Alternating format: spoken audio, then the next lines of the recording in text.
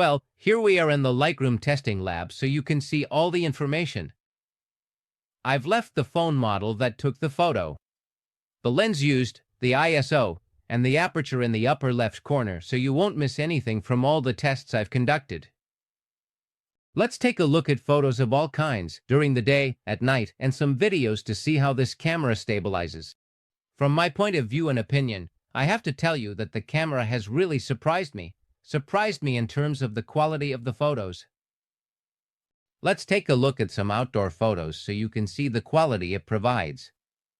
This is a photo taken with the main camera, and this is a photo taken with the main camera using a bit more knowledge of the camera, because as I always tell you, it's not enough to have a good camera. Sometimes it's more about the photographer than the camera.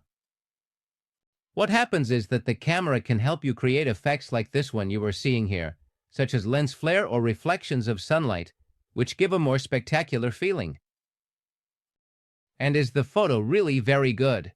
Because as we can see, in the most difficult area, it finds information, where many other phones would find absolutely nothing but a black spot. So if you have this camera, the main camera of the iPhone, this iPhone 15 takes very good photos and manages to find details in low light that were not visible before. I will then show you an example of a night photo that makes all of this much clearer. Outdoors, the camera performs exceptionally well, especially in areas where there are more challenges due to light and shadow. The dynamic range is frankly good. Let's take a look at some other outdoor photos. If you put it under some difficulty because you have less light than expected, it will probably struggle a bit more, but as you can see, the camera perfectly captures the entire silhouette, even the most unruly hairs.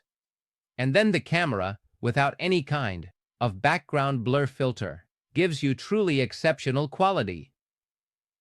It's a shame that there weren't many clouds on this day, but the dynamic range, as we can see especially in the areas of the tree, is very good, because you have a lot of information.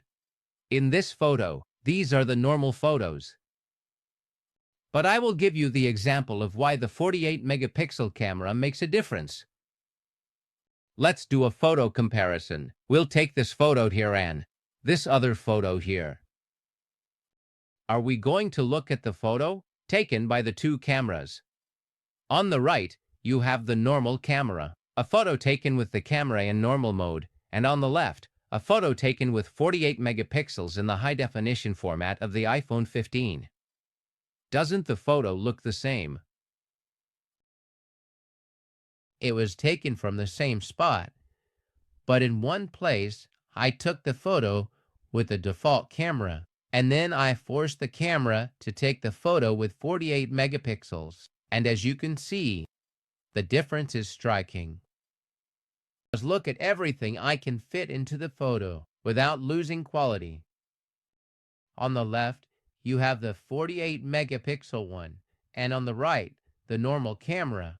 And of course, you might say, no, I don't need 48 megapixels. But when you want to crop the image and, for example, take just this part from this photo, you will remember the importance of the 48 megapixels. And if you don't believe what I'm saying with this photo or this example, let's take a look at this other one. Let's take a photo of a store. And in this photo of the store, we will see a sign, for example, a sign for this Canon camera. Let's take the Canon camera, and we're going to zoom in. On the left is the 200% zoom of the 48 megapixel photo, where the main camera's defect makes it impossible to read the brand name, which here says in text, and the description on the sign cannot be read either, while here you can read CMOS sensor processor. And even the small text saying Canon EOS and the model D is clearly visible down here. Sure, using. If we zoom in even more, you can see whether or not the difference is noticeable. And let it be clear, I conduct the test here and I am 100% objective because this is absolutely indisputable.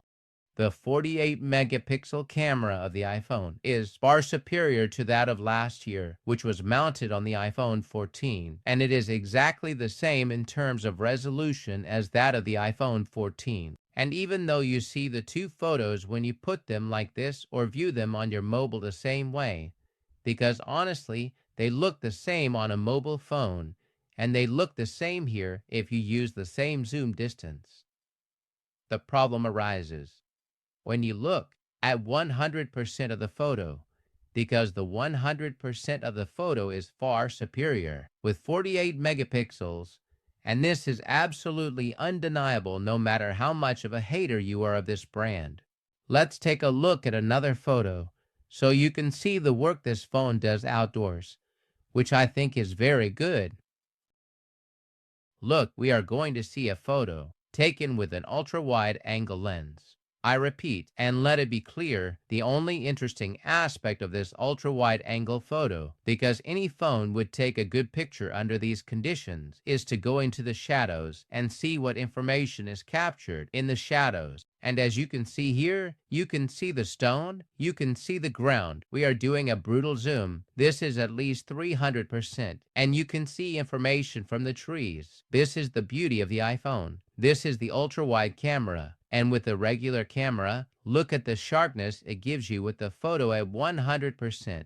This is the photo at 100%. And it provides a sharpness and dynamic range that, if we dive into it, is spectacular. The regular camera of the iPhone is spectacular, the one on the iPhone 15. Next, we have the 2x camera, which also does a spectacular job, because what's great about the iPhone is that all the photos taken with any ultra-wide-angle camera, whether 1x or 2x, maintain the same aesthetic in the image.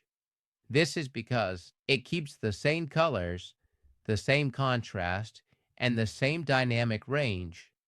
This is the difference between cheaper phones and the iPhone. You can make photos with different focal lengths look the same. And then you have the photo with digital zoom, which in good lighting conditions, as you can see, the digital zoom is 100% usable. This is something that with other brands can sometimes make it difficult to use a photo with digital zoom. And you have the entire dynamic range. Here you have the ultra-wide focal range, the 1x focal range, the 2x focal range, and the digital focal range. The same photo. From the perspective of contrast, light, dynamic range, etc. Something that not all phones achieve, and this iPhone 15 does. Now let's move on to the night photos, which clearly show that this phone has some kind of different treatment compared to phones from previous years. Why? Well, because of this that I'm going to show you. Look, this is a camera, a selfie photo, which isn't very interesting because I really don't like night selfies at all. But everything was completely dark, and I think it's impressive that some information came out besides the stripes of my shirt. However, I was surprised by this star that you see in the background. This star that I'm pointing out and will zoom in on caught my attention, because it wasn't visible to the naked eye. I wondered, hey, what will happen if I take a photo of the sky? Well, what happens is this. This is the same photo taken from the same spot. And as you can see, the detail of the stars is much more visible on this iPhone. All these points here are not spots on the lens, they are stars. And here is the moon. And as you can see, the iPhone collects more information in night photos than in previous models. These stars are not visible in previous models, which is why it caught my attention. This is the photo it takes in portrait mode with the selfie camera, which obviously gives a very fake sky because it's not black. Instead, it makes it look bluish, but it starts to capture information about stars that weren't visible. And if you look at this completely black sky, where you couldn't see any stars, and you take a photo and all of this appears, it is evident that the image processing by the iPhone 15 in night mode or night photos has been digitally enhanced to significantly elevate this information. Additionally, normal night photos with a light source, as you can see here, turn out very well. They capture a lot of information and have quite a bit of low noise considering how dark the images are. As you can see, these are images that could have much more noise, and I think the quality of the photo is quite decent.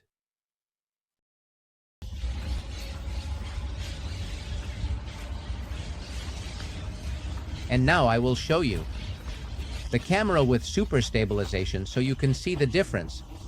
And this is a stabilization test with action mode while running.